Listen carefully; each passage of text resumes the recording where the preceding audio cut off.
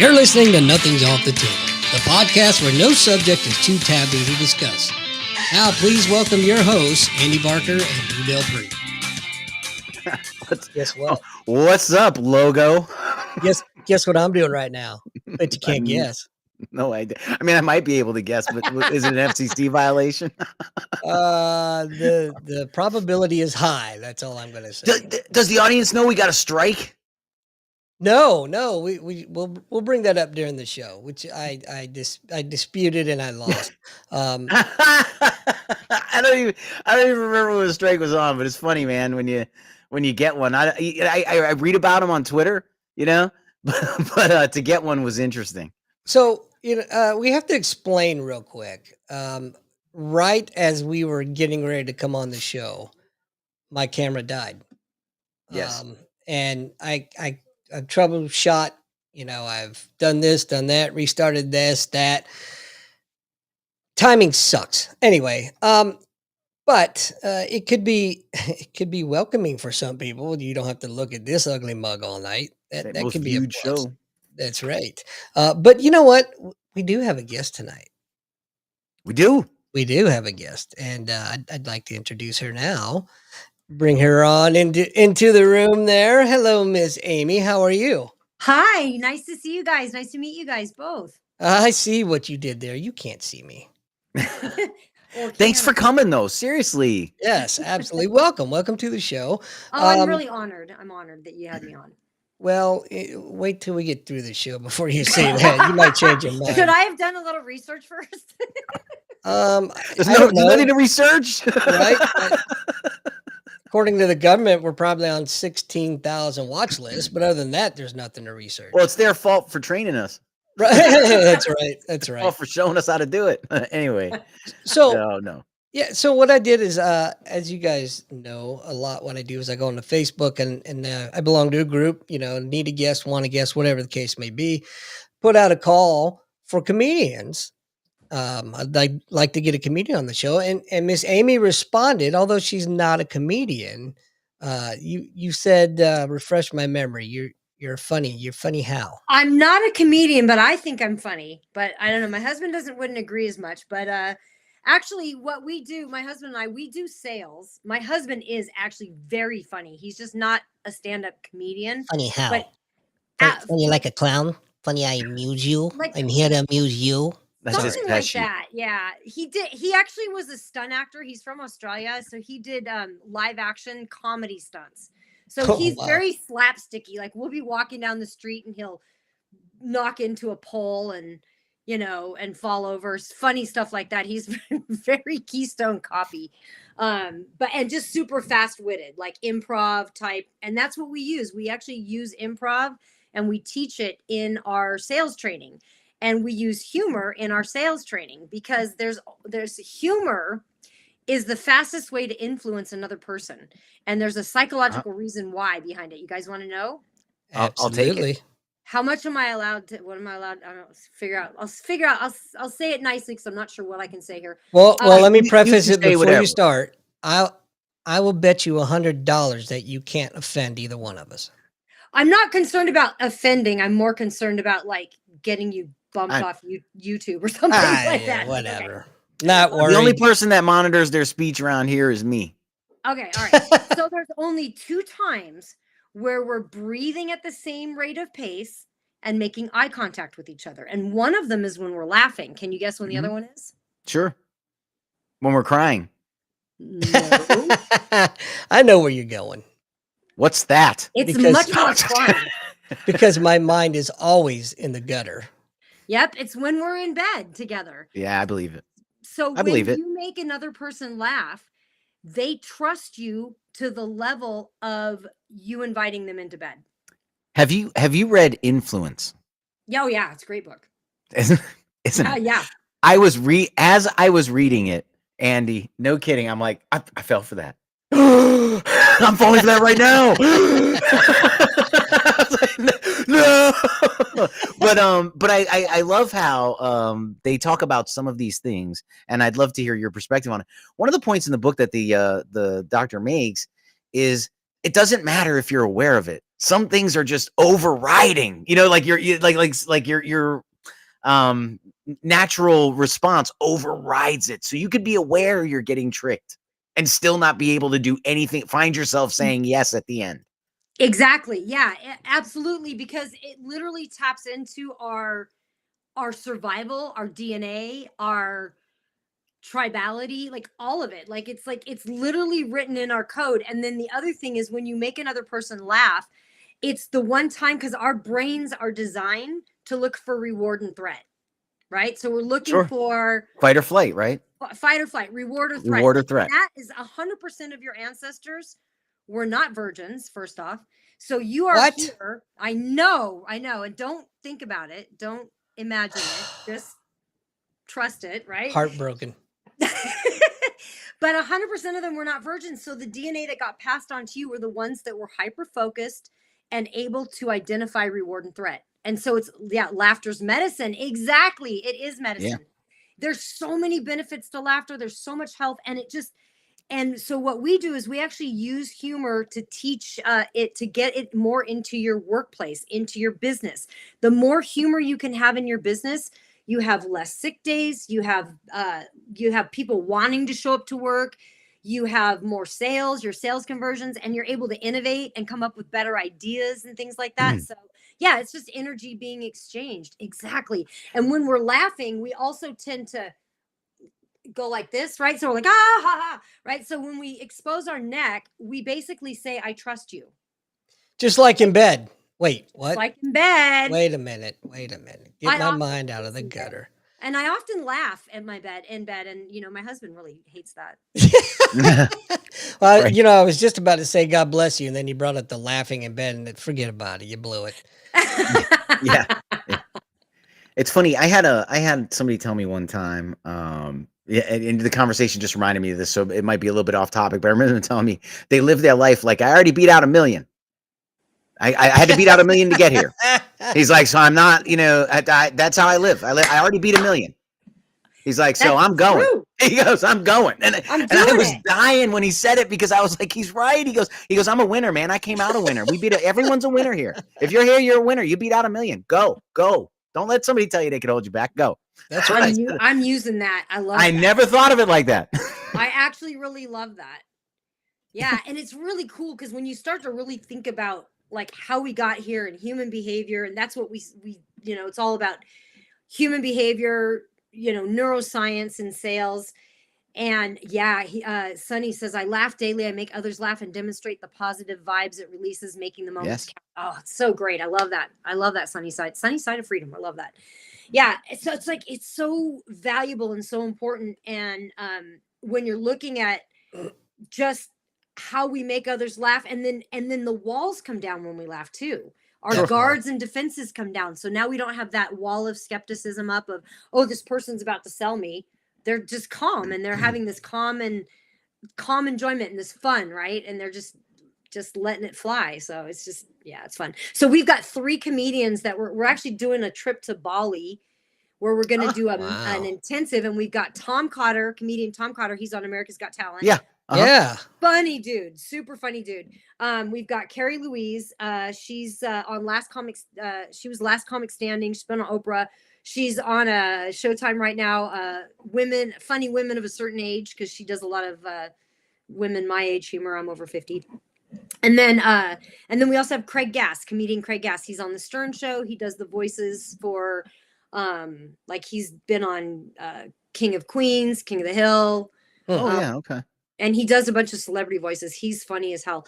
But it's great because they all have lessons around why humor is so important and so valuable in the workplace. And what Craig talks about, which I love, is just like diving in and embracing the wrong. Like, so when things go wrong and things aren't quite the way that you want them to go, lean into the wrong, because it's funny, right? It can be. It often it is. Like, even if it doesn't feel like it in the moment, when we look back at it later, it's funny. So if we could just lean into the wrong in the moment, it could be funny. Yeah. Well, we used to say in the military all the time, if you're wrong, stay wrong. Yeah. Don't move. That's right. But Andy, I was going to bring something. Maybe you can comment on it. But the dark side of the military humor. Oh, yeah. To get through those times, I mean, you can comment on that. We developed that dark humor, and then people look at us, we're sharing jokes out in Walmart, and people are looking like, I can't believe they're, but yeah, I mean, so it's a coping mechanism, number one, obviously, but the stuff you have to laugh at the stuff that happens because the best comedians in the world usually have had such a tragic life leading up to where they're at. Whether they're Absolutely. And the thing is what most people do, and especially in companies, is something goes wrong and then they try to ignore it. And then it just grows into this big giant elephant in the room. It's just more and more, it just gets worse. It's more awkward. So if you just lean into it. So 3 weeks ago, oh my God, my husband and I were coming back from Florida. We were flying back from Florida. We live in Vegas. And he freaking got his arm stuck in the airplane. I swear to God, we had to call in. We had to call in medics. They brought in medics. They brought in mechanics. Like, it was like, thank God it was like at the end of the thing. So this is what happened. So he's like stuck in the plane. What happened was like the seat, like in between the middle of the seat, like right behind you, he dropped something. And so it was like the end of the flight, and he looked down there, he reached his arm in and it slid right in, but he couldn't get it out. It was like everything, it was metal, and it was like, and so he was like Winnie the Pooh, like stuck in the plane, right? And so he's trying to get my attention. I'm not paying attention because I'm just like, it's midnight, our flight's delayed. I want off. I want to get home, right? And I'm just like, and I don't want to hold anybody up. I want to like get into the flow and jump off when it's my turn and have all my stuff. So, and he's like trying to go, Amy, like he's trying to quietly get my attention. And he's like, Amy. And I look and I'm like, I immediately panic and I go, help, my husband needs help. He's so upset because now there's like 40 people walking by him. Sure. And his ass is in the air next to the window, and his arm is stuck and his face is like at the bottom of the seat. So yes. He's in a really awkward position, and he's just like stuck, and he's like horrified. Like, my husband is horrified. I know he's horrified, but I'm like, at that point, I'm like concerned, like, is his arm broken? And like stuff is going through my head. Like, are we going to get charged for this? Like, yeah, you're right. Is this going to cost us? How much is this going to cost us? This flub up is going to cost us. And the other thing I'm thinking is like, I don't know anybody over the age of 6 that gets their arm stuck in something. So did you think he was kidding at first?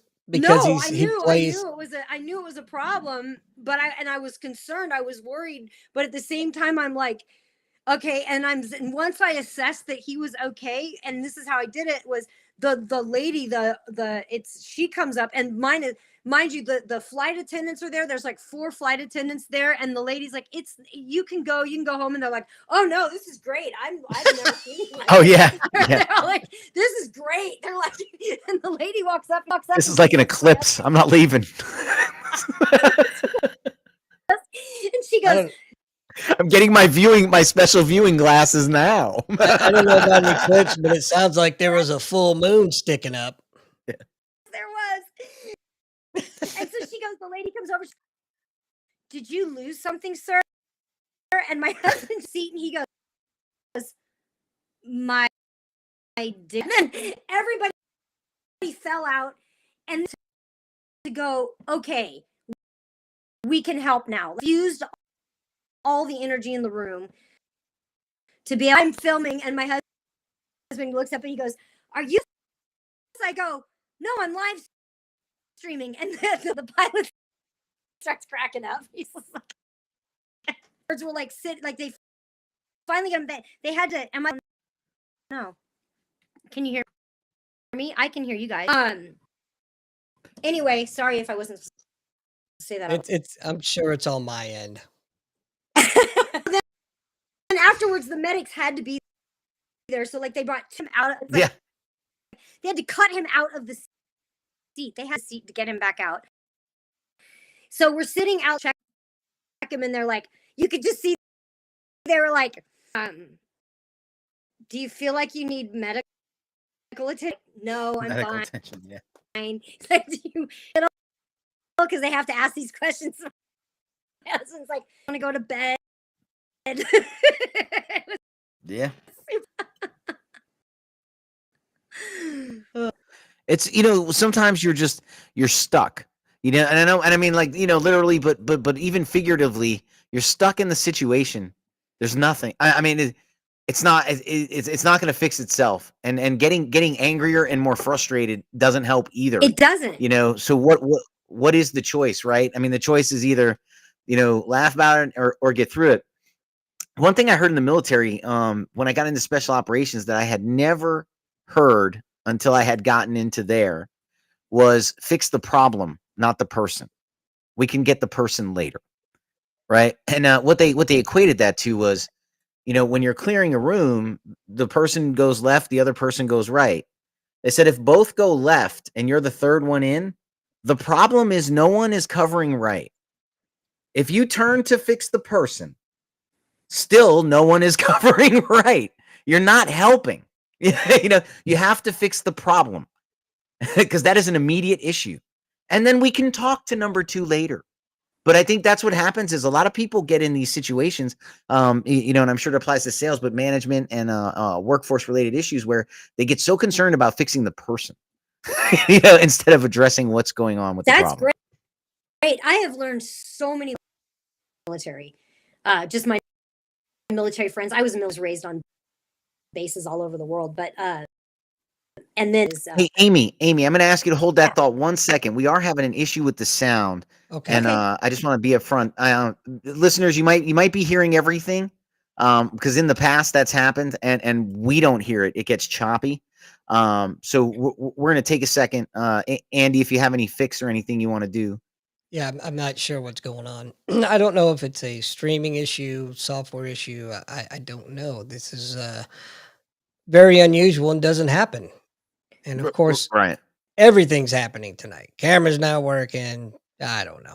No worries. I just wanted to be upfront about it. And but a lot of times what happens is it does sound choppy to us, but then it comes out in the stream audio that there was never an issue. Yeah. So I wonder if Sunnyside could let us know how this. Yeah, if she's still there, I hope. Yeah. Anyway, I apologize profusely. This is so embarrassing, but just the kind of day I've had. It is what it is. It's Amy, why don't we take it? We could take it. Why don't you reconnect? Yeah, let's try reconnect. Go to commercial. Do we want to all jump on to do? Yeah, we'll have you reconnect. I think that might address the audio issue. Okay. We'll wait. Let me give it a. Yeah.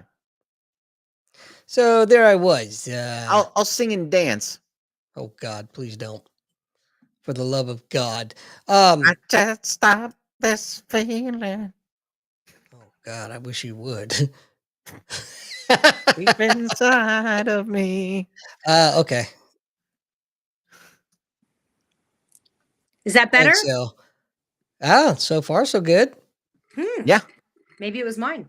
Yeah, that's what Sunnyside was saying there. It was I was okay, Lou was all right. It was on your end, but it seems like everything's hunky dory now. Well, damn, that was a great story. Well, let's start I sang and danced for like 2 seconds until Andy told me to stop. Yeah, I wouldn't say you missed it at all. I'm not very smooth at all. So anyway, see if we can get back on track here. Yes. Talking about the military, also with the special operations component you brought up. But, Lou and I were both in the medical field, and it's so funny when there are minor injuries, the first thing we do usually is laugh, and then we take care of the ridicule, immediate ridicule. Absolutely. Yeah. We were everybody was ridiculing him, like everybody. It's so sad but hilarious at the same time. It was almost like we interrupted their movie. Like we could almost picture the medics that they were sitting there watching a good movie, and these the three that had to show up, like they had to leave the movie, and it's probably exactly what that you're 100% right. That they were watching it. I guarantee you. You blew it. I was gonna let her off easy and then slam her home with they did miss it. Yeah. Way to go, Lou. Thanks, Sorry, everyone. buddy. No, we know. We have enough friends. We work. We have enough friends, enough cops, and even my trainer. He worked special ops in the military, and I learned the most from him. He's amazing. He's a guy named by the name of Chase Hughes. He's absolutely incredible. He wrote the book 6MX. He's does the 6-minute X-ray on how to read body language, how to read anybody in 6 minutes. Wow. Yeah. That I had the book. It's funny. I talking to different people in different walks of life. I've read a lot of like sales books, not realizing it. But I read a book, Never Be Lied to Again. That was written by. That's Is that Greg Hartley or is that I can't I can't remember. It was a long time ago, but the things he talked about looking at somebody on the phone.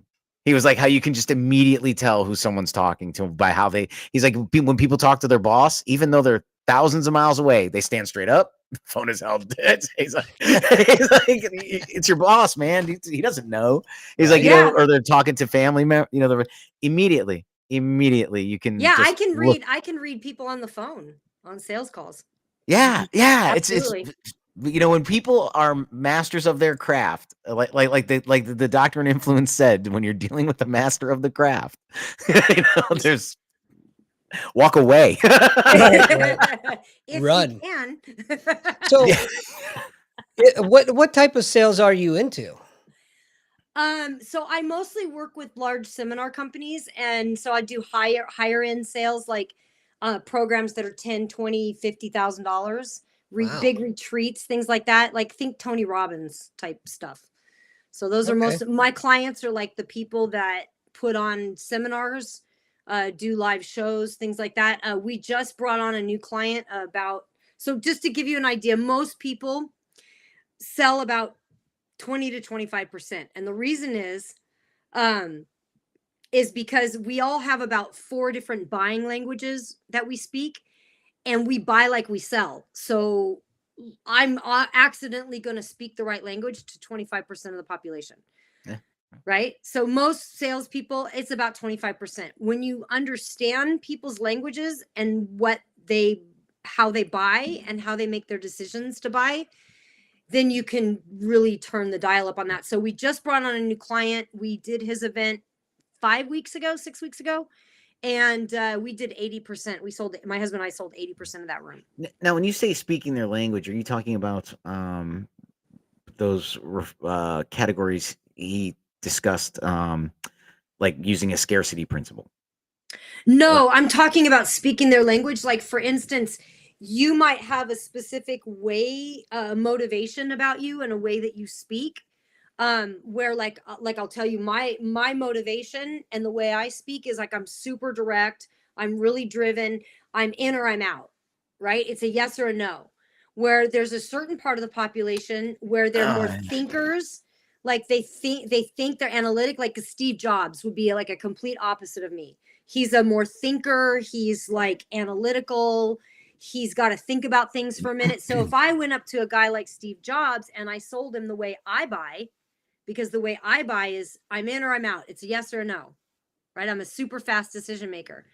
But if I was going to try to talk to somebody like Steve Jobs, I would have to say, I know you're going to probably have some questions about this. And it's probably, I know you're going to think about it. So why don't we book tomorrow and let's have a conversation tomorrow about this. If I tried to sell them right away on that call, it would be an instant no for that particular buying language, right? Got it. So it's learning to speak people's buying language. How did you get into this? Man, it's dark. I like dark. It's real dark. Okay. Continue, Master Bruce. Some people just want to see the world burn. So when I was real young, partly survival. Now we are all products of our childhood reward and punishment. So I had a really good anchoring thing happen for me as a child. So when I was 8 years old, I was a campfire girl, and I really wanted to go to camp. And in order to go to camp, I had to sell 24 cases of cookies, and I could get my way paid to camp. So my dad, who's a brilliant sales guy, it was stock market. He was Merrill Lynch. He worked for Merrill Lynch. He dressed me up in that cute little Girl Scouts outfit, and he took me. I call it the car lot strategy. He took me to every single car dealership and made me walk up to them in that little outfit and say, "Want to buy my cookies?" Right? And so, of course, I sold all 24 cases in one day. Wow. So that gave me a really good anchor in my head that sales was okay. Most people are really like afraid of sales because they're like if they think car salesman, they think, sleazy, thing, right? So there was that. And then love and hate the quote love and hate quotas. Yeah. I don't like quotas because that's not how we teach to sell. We teach to sell based on human behavior and based on neuroscience, which is a little bit different than the like sales books or sales tactics you probably read. So then what got me into human behavior was at age 14, there was a prolific rapist in our area, and my mother worked at the same real estate agency as he did. Oh, and geez. and not only that, but it was very close to home. His girlfriend had been over to dinner at our house, and his girlfriend was the one that helped catch him. And so my fear at 14 years old was like, I'm gonna be that girl. I'm gonna be the girlfriend that has some guy doing some heinous stuff, and I'm gonna have no idea, and he's gonna be doing it under my nose. So I wanted to understand humans, and I wanted to understand all behavior, from the worst of us to the best of us. And so I really got into studying like why we behave the way we behave. There's a really good book called Behave that talks about our neuroscience. It's the worst and best of us, and how humans behave and why we make decisions and how we make decisions. And so then I started tying that into sales. Well, if people make a decision like this, how do they make a decision to buy? And where do we make decisions at? And what most people don't understand is the three brains in our head. So we've got the lizard brain, which is the brain that's closest to the base of our head. We've got the midbrain, which is really the brain of a dog. It's the mammalian brain. And then we've got the neocortex, that's at the top, the human brain, which is the only brain that speaks language, right? So most of us think we're making decisions with the neocortex because we're all kind of thinky people. But the reality is we actually make decisions from the midbrain. I'd say I do most of my thinking from the midbrain. All of us do. Just about 99%. Everyone does. We all do. We all do. We'll know in 2044, according to Ray Kurzweil, we'll be able to map human thought. Ooh. He says 2044, we'll know. We'll know. I won't. Anyway. Amazing. I don't think I could do sales.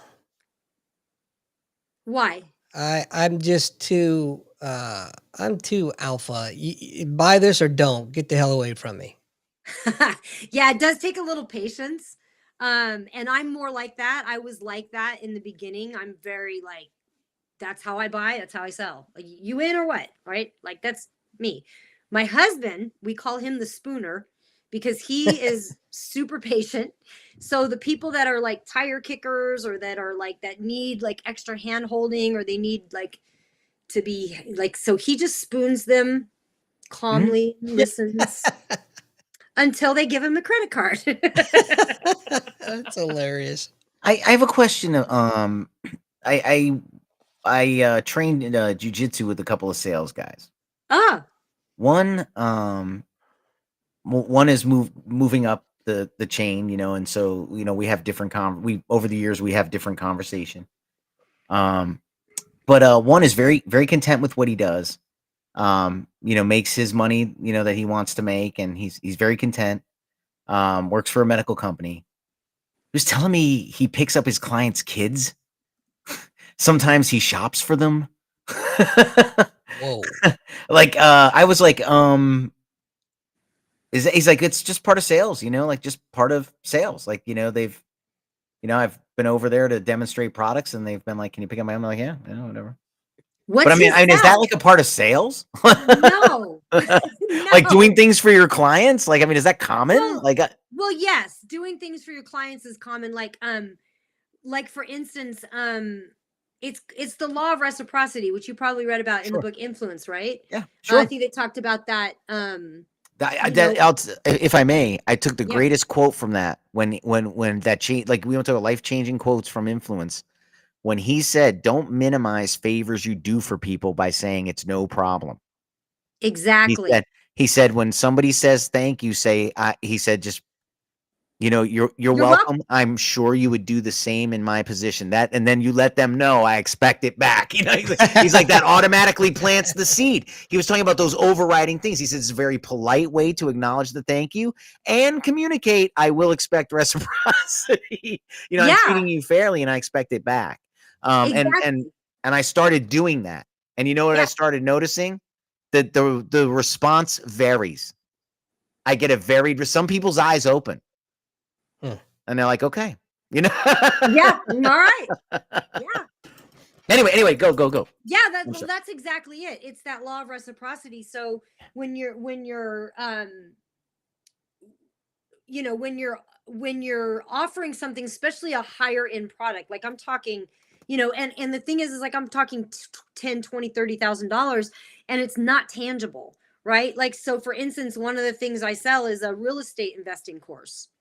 Right? Well, the tangible, it's not like here's 30,000 and here's a car, right? It's here's 30,000 and here's your dream, go get it.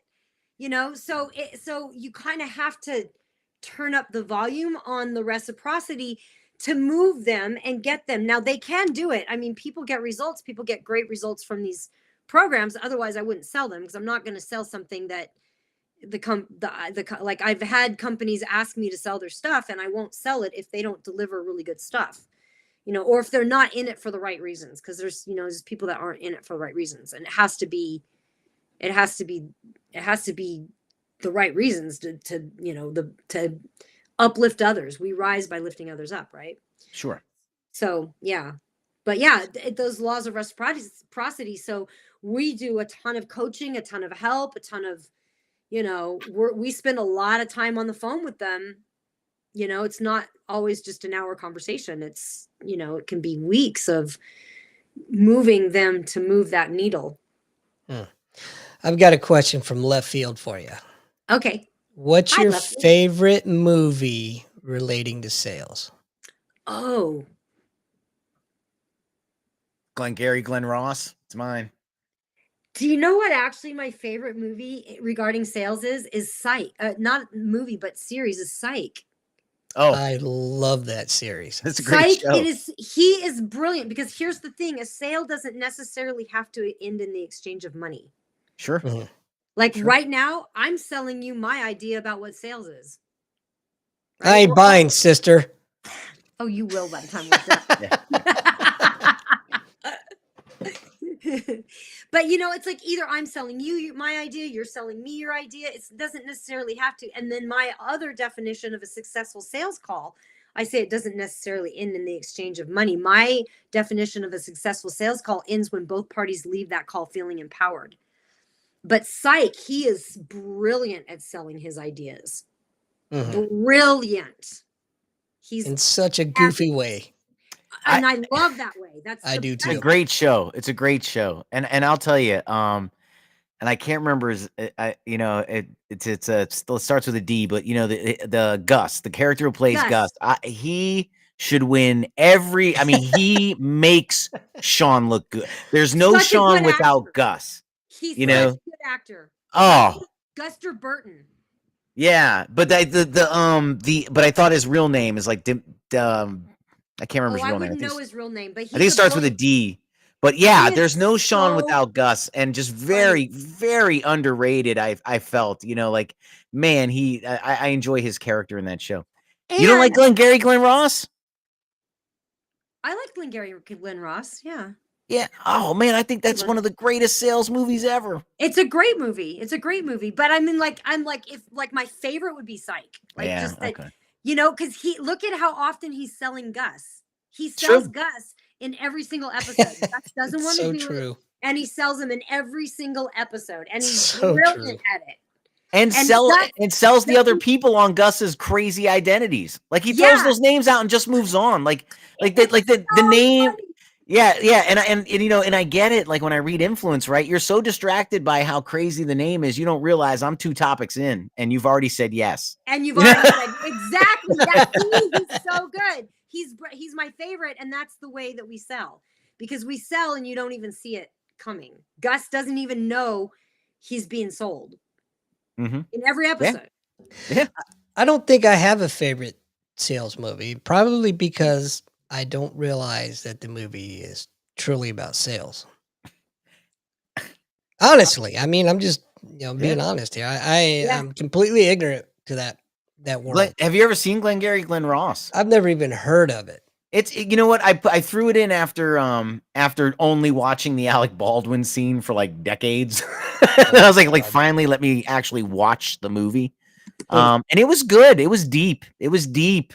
You know, the pressure and you know the issues, aging, young. You know the expectations from downtown. You know, mergers. I mean, it was very very deep, and it was about sales. And there's a you'll have to you know, and I encourage listeners go watch the Alec Baldwin. Just YouTube Alec Baldwin, Glengarry Glen Ross, and he gives this 7-minute diatribe that is hilarious when you hear it. But when you watch the movie, and you know, it might be funny your first time, but as watching it, you know, having seen that 100 times, I was focused on them and the actors while he's giving it, and the looks on their faces, and the way they portray getting berated by him. I mean, it was a lot more powerful than I thought it would have been seeing it in that movie. And I'll just finish with I always say there's you know, as you see the VHS collection behind me, there's movies and there's films. You know, I think Woody Allen makes films. He doesn't make movies. I think Glengarry Glen Ross is a film. So that's where I throw that in that category. I'll have to what's your definition between movies and films? Like, that's interesting. So I think films are more grittier, realistic. There's not a lot of dynamic action happening. There's not a lot of there's the acting has to carry. There's no you know like I consider like where it's a I'm trying to think of another. I would consider Singles a film. The old What would be a movie? What would you consider a movie? Double Fast, Impact, Death Warrant. Fast and Furious. Get Fast Oh, and okay, Furious. okay, gotcha. Yeah, Paycheck. Yeah, the mindless movie where you don't have to think, you just Yeah, are entertained. Star Treks are movies. You know, they're great. Right. They're fun. You know, I enjoy them. You know what I mean? I'm Yeah. not saying movies can't have a point, but Right. I find films to be a film, in my opinion, the acting there has to be a good story, but the acting really has to carry it. Carry it. So like there's nothing. Everything Everywhere All at Once would have been a film. To me, yes, absolutely, because there's a lot of special effect. There's a lot of things going on. What about Nefarious? Nefarious to me is a that's a good question. See, I think Nefarious is I don't like how it ended. Yeah, is what I'll say. I don't like how it ended, and so I want to throw it in the film category, but the ending makes me put it in the movie category only because it felt it was trying to draw on star power. You know, it was trying to draw on. Have you seen that film, Amy? I'm sorry. No. I'm over here talking about we've No, gone from sales to films. Hey, I love a good movie. I love good movies. Nefarious is a great movie, and it should have ended 10 minutes early. I agree. You know, but you won't regret know. watching it. It's Amazon Prime. I think it's still free on Prime. You won't regret seeing it. It's I'll check it out. fantastic. I've check seen it it out. twice. Yeah, same here. Not a lot of Cool. action, but it's a film that It's a psychological thriller. It you says have to it's pay rated attention. horror because I don't know, but it's a psychological thriller. Oh, okay. I don't watch horror, so if I see horror, I'm like, I'm out. But It'll say it says horror, but I didn't. There was no gore. I didn't see. There was no blood. I think they classified it as horror because it had to do with demons and possession. But there's a man on death row, and they do execute him at the end of the film, and it is very graphic. Don't tell me. No, you'll know. You'll know. Oh, okay. Okay. That's It's not the premise. Yeah. Oh, it's the premise. Okay, gotcha. yeah, that's the whole premise. But that was also put in the trailer because they knew it was graphic. Right. So if you had seen the commercial, it wouldn't have ruined it for you. But and as you said, you don't like that stuff, so I wanted to warn you because I don't want you. Oh no, I just don't like straight up horror where it's just like trying to like scream queen kind of. Oh yeah. I'm not. I hate those movies. But People ask me all the time. I psychological hate them. I find them so unbelievable, Amy. Right? But I will watch Van Damme ninja kick 15 people and go, "That's possible with training and sustainment."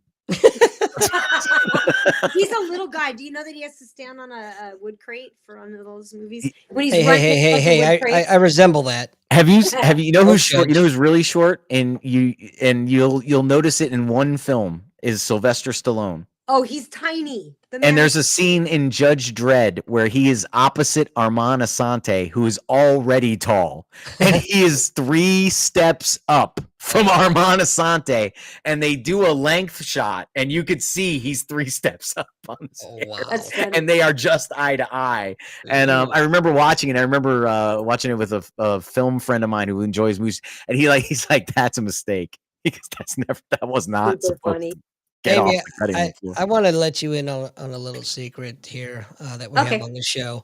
Lou is very shy, and we're really working on getting him to talk more. In case you didn't notice, I love it. You guys are great. I take any chance I get to bust his balls. I got to take it.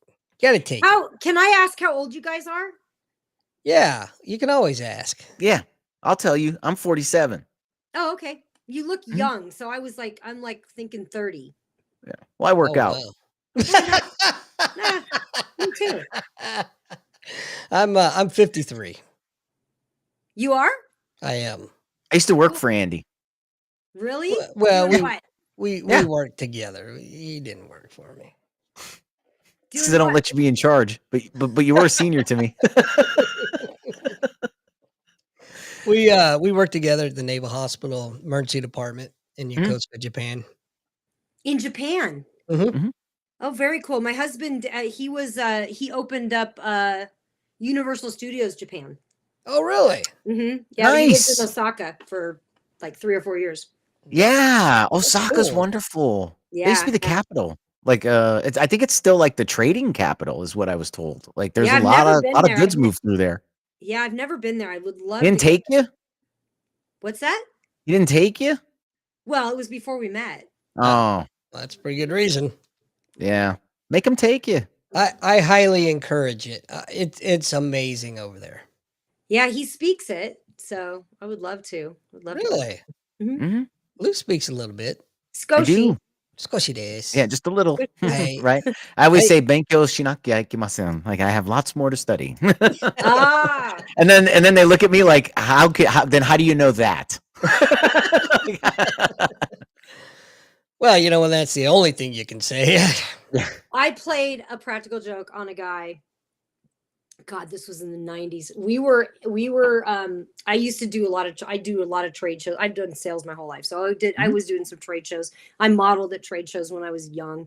And so we were at the Westin Bonaventure, downtown LA, and we were on the top floor. And it was funny because we were my boss, this guy name was Dom, and he was this like thick accent. He was like 6'5", like this big guy from New York, and just thick New York accent. And we're like cruising through the hotel, and I would say, oh, ohayou gozaimasu, in the mornings to the Japanese people. And he was like, how do you know what to say? Like, and I was just like, just little bits, and just hello and goodbye and how are you, and things like that. And I could speak a bit of it, because I just love a language. And so we're at the top of the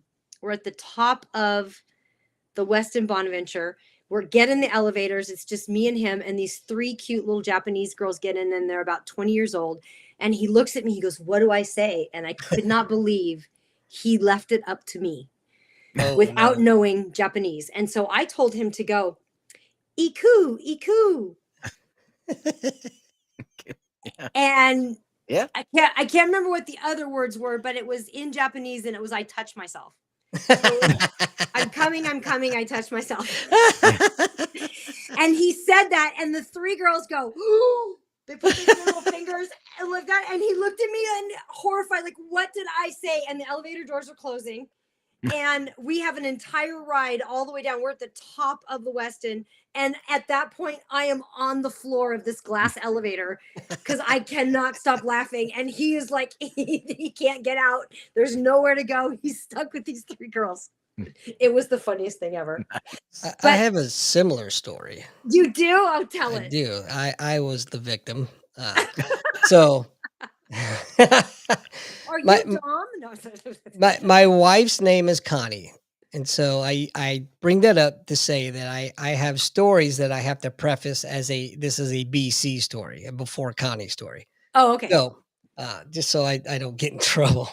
But back in the day, I may or may not have ventured into a gentleman's club, if you will, with a friend of mine. And there may or may not have been an extremely beautiful Hispanic woman dancing. And my buddy looks at me and he was Mexican. He says, "You want to impress her?" I said, "Yeah, of course, duh. You know, I'm 20 years old, of course." He says, "Tell her, quiero comer su culo." So I did. And she smacked the shit out of me. I bet she did. I basically said, "I want to eat your ass," is what I told her. Thinking I'm not knowing that's what I'm saying. But not only did I get slapped, we got thrown out of the establishment. You don't say. You don't say. My God, where is free speech? Right. Oh my God. I love language. I have another funny one on language. Yeah. So my husband was working when we were up in Washington State. When he first got here, he started working construction because he's from Australia. And so we were going through the INS paperwork and everything. And it was just all he could do, even though he was an actor. So he jumped on construction and he was like always having to pass these guys up 10 feet up on scaffolding. And one of the guys' name was Alejandro. And he goes, "Just call me Alex." And we're like, "No way, Alejandro." It just needs an announcement. Like he was such a cool guy. Yeah. So we had some friends over for tequila one night and she was in Spanish speaking. We go, "We want to learn a really weird, obscure sentence so he can say it to Alejandro when he's passing him on the scaffolding, like behind him." So we learned the sentence. And so what my husband did was he goes, "Oh, por favor, descúpame. Tengo un monstruo en el culo que no deja de servirme gas." And Alejandro goes, "Jamie, no, you cannot say that." And Jamie's like, "Why?" And he goes, "People will laugh at you." What he said was, "I have a monster hiding in my ass and it keeps leaking gas." Oh, it's hilarious. So then we were at this little Spanish place. It was like this place in town had like the best burritos, and it was inside of this like Shell station, like a gas station, and they had like this little burrito station, and they all spoke Spanish mostly. The girl at the front desk spoke a little bit of English. And so I was talking to her. I'm ordering a burrito. I go, "Oh, I'm learning Spanish." And she goes, "Oh, you are?" I said, "Yeah." I said, "I learned the sentence and it means I'm having dinner tonight and guests are coming over." And she goes, "Oh." And I said that sentence to her. And she laughed her ass off, turned to the cook, repeated the sentence to the cook. The cook started laughing. She turns back to me and I go, "That's what it means, right?" And she goes, "See." Did you ever find out what it really meant? I knew what it meant. Oh, it meant I have a monster in my ass and I keep. Oh, that's the phrase you said. Yeah. I'm sorry. That's all right. So I'll tell you guys on the giving end. To make a long story longer. A friend of mine said, if you want to meet girls, right, learn Japanese. He said, but don't speak in front of them if you're interested because they'll talk shit on you. He said, and you can glean all that information. He said, so if they're not interested, you can walk away. If they're interested, you can, press on further, right? That's okay. He said, so just practice on the ones you don't care about. I said, all right. So I'm up at the bar one night. You know my buddy, Andy knows him. He's been there since '85. He's like a guru. So I'm at the bar one night. I'm drinking Coke. I don't drink at this point, and I'm having a Coke and I'm practicing, talking to this girl. And so this guy leans over to me and he goes, "Hey man, you speak Japanese?" And I was like, a little bit. And he's like, "Will you do me a favor? Will you ask this girl what her name is?" I said, "Sure." "Hey, what's your name?" She's like, "Oh, it's me walking." He like looks at me like I'm the biggest dick in the world. And I'm like, "Hey man," I said, listen, that's basic. That's basic. What's your name? Everybody knows that. Okay. I said, if she's pretending she doesn't understand, she's just not interested. I said, you should probably just go talk to another girl. And he's like, "Oh, thanks, man," and ran away. And then, yeah, it was so basic. So another time, same bar, different chair, but same bar. I'm doing running the same game, right? It's a very limited space, right, Andy? So I'm, running the same game, same bar. I'm talking to this lady practicing, and same thing. This guy's like, "Hey, I want you to tell this girl I think she's very good looking." Same guy or different guy? This is all different. This is different, and it's months apart, right? Months apart, because I'm not ready for it, right? And I look over and I'm like, "Damn, this girl's pretty cute." So I tell her in Japanese, I'm like, "Look, he can't even tell you if he liked it or not. Why don't you just meet me, across the street?" I said, "And I'll get this clown to buy you a drink." And she's like, and she tells me if he buys her a drink, she'll meet me across the street and we'll have a date. And I said, "Okay, sure." I said, "Hey man, she's all into you. She just said she's waiting for the drink you offered. I don't know. She doesn't speak good English." He's like, "Oh shit." 2 drinks. And I left. and I met her 40 minutes later. I was like, we went out on a date. I love that. Didn't work out, but that's all right though. It was learning it's so funny you talk about like learning language, like language of sale, language of whatever. If you speak somebody's language, the doors open up. They just open up. Absolutely. It is, often, we can boil our things down, like our failures down to just either we observed it wrong or we communicated it wrong. Yeah. And I'm almost all of our failures we can boil down to that simplicity. But the better we can communicate with humans in whatever way that is, and the more we can add humor into that, it's just the better our lives are all around. Absolutely. So that background music you hear there, that is our Veterans Helping Veterans segment. And we do this every week. Lou, do you have an organization tonight or no? I got pin up for vets if you're looking at me. No. However, I know we've highlighted this organization before, but it's please again. I'm going to highlight it again because Lou, you're going to be attending this year. I will be. And the Wounded Warrior Umpire Academy. Absolutely. Wounded Warrior Umpire Academy. So it's a fantastic organization. And what they do is they take wounded veterans, they use baseball as an excuse. They bring them in, they teach them how to be umpires. But most importantly, it gives them that renewed sense of purpose, that camaraderie that they've been missing since they've been out of the service. And it gives them a job skill, honestly. It's a fantastic organization. It's a nonprofit, obviously. And I can attest that 90% of all monetary donations received go to the students. And what's fantastic about it is we bring them in for a 10-day course every June. We pay for their airfare. We pay for their hotel. We pay for their meals. We train them. And umpire.com donates $1,500 worth of brand new umpire equipment to every student. Oh, wow. I love that. That's great. What a great organization. And it saves lives. I know because I'm one of them that it saved. So this year we're finally getting Lou to come to camp.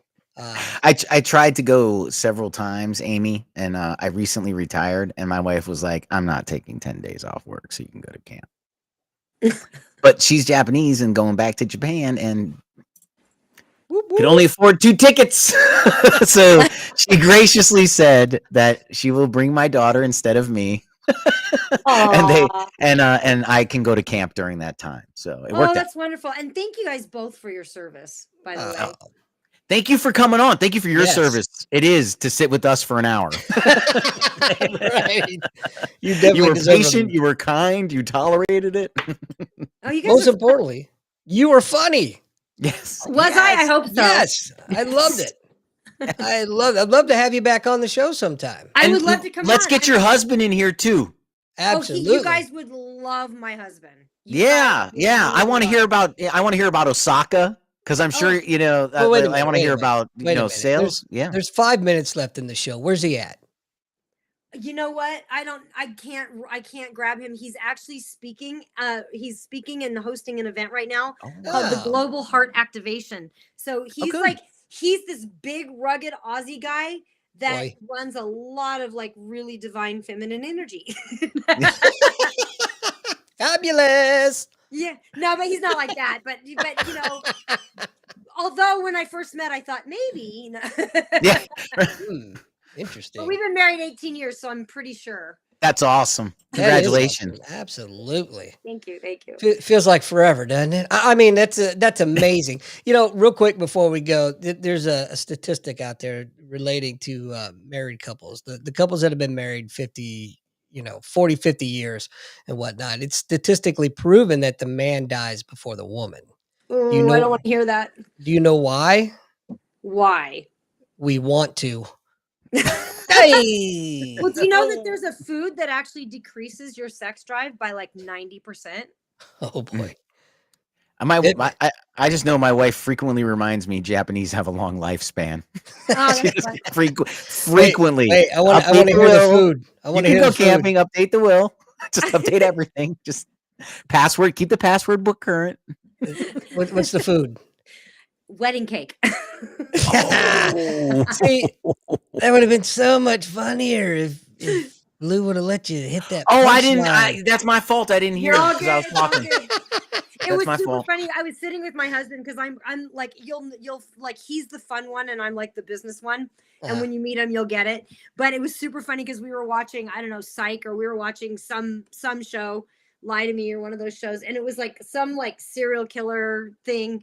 And it was like the partner just found out that their partner had done something, and I go, what would you do if I went to jail? Would you visit me if I ended up going to jail? He goes, well, first I'd scream like a 10-year-old little girl if I found out you were like some crazy like that. He goes, I wouldn't visit you at all. He goes, wait. I would visit you once to get the passcode. Oh wow. Would he scream in Australian? He would. Hey, so don't go as we close. Yeah. Stick around. Interesting fact. I have a buddy of mine that is also from Australia, but he happens to be the first Australian to ever be an MLB umpire. Huh? And you will meet him at Camp Lou because he's one of the instructors. Cool. Fun guy. Super fun. Yeah. Anyway, I'm excited. I mean, I can't wait for it, dude. I mean, like these people, like I don't know. I get stoked. Easy for you to say, yeah. Right? But Amy, thank you so much for coming on the show. Like Lou said, don't bounce just yet. Stick around for a few minutes or a minute or two, and then we'll talk in. How do they say? After the show, post show, I don't know what they say. They say a lot of things. In the overtime. Right. Yeah. Behind the paywall. That's a penalty right there. I don't know what we're talking about here, folks. Anyway, ladies and gentlemen, Lou, I'm going to give you the closing words, our segment. We're introducing something new here, are we? Are we? Yeah. We can announce it about the Aska? No, not well. Yeah, we can mention that, but I was talking about your closing. No, that's when your credits play, my friend. Yeah. That's what I was saying. We've never done it before. We did it last week. Well, we tried it last week. We failed, but that's okay. Anyway, last thoughts, and then close us out, buddy. Oh well, hey, we'll catch you all next week. Make sure you're back here, and should be good. And you're listening to Nothing's Off the Table with Andy and Lou, an Admiral Media Productions production. All information at the time of broadcast is mostly accurate. Comment down below, give 5 stars. All rights reserved.